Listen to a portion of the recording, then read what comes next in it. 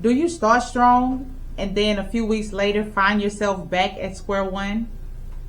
Well, you're not alone. Let's talk about it.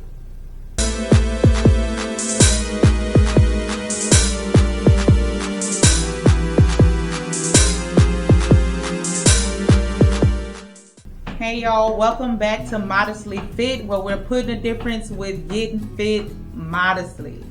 I'm Rochelle, and welcome back to another series where we are answering your questions that you leave me in your comments on Instagram, on Messenger.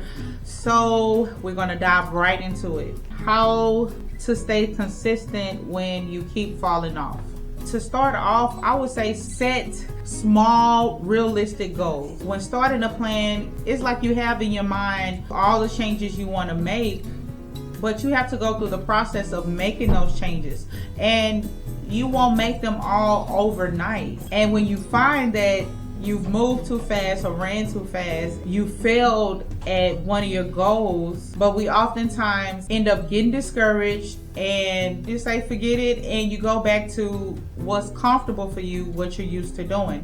So set small, realistic goals. What does that look like? If you know you're having a muffin every morning for breakfast, you're having a blueberry muffin and you're having some orange juice or just something sugary for breakfast. Switch it up, get something high protein, get some eggs, get some type of protein in, some sausage, turkey sausage or bacon or whatever protein source it is that you eat. And instead of having that high sugary muffin, switch it up for some eggs and bacon, which will leave you satisfied for longer and it'll leave you satiated. That's a small realistic change. Something that you know you can do, and then over time you won't crave the muffin. Maybe on the second day or throughout that week, because you've made it such a habit, you'll long for it.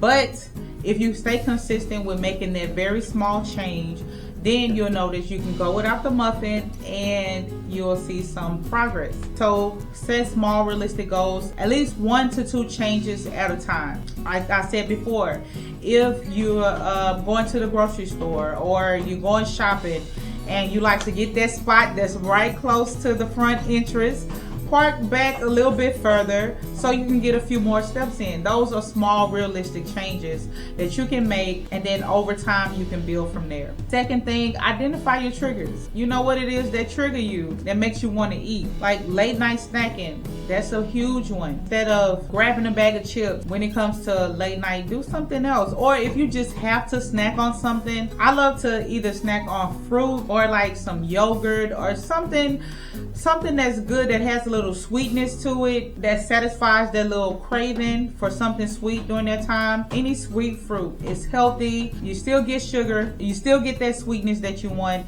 and it satisfies that craving.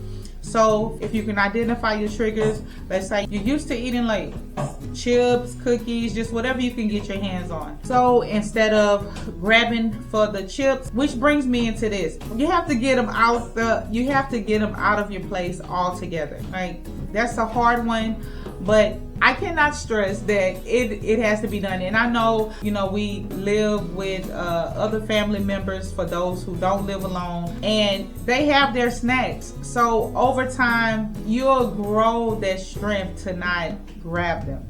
But for now, instead of grabbing the cookies or grabbing the chips, grab a piece of fruit. Grapes are good. I love grapes. And then apples with peanut butter is good. Get some strawberries and some yogurt. Put a little bit of almonds on there. Those are some good options if you just want to snack during that time. And then that'll ease that craving. All right, next thing, have a bounce back plan. We won't get it perfect every time, but have a plan in place where if you do go out with family or friends and you get off of your plan, have your plan in place that the next meal I'm going to be back on track. Or let that go into the whole day, and then the whole week, and then the whole month, and you're back at square one trying to figure this thing out again. If you have your meal, just commit to yourself that the next meal I'm going to have is going to be a more healthier meal. So have a bounce back plan. Next, accountability.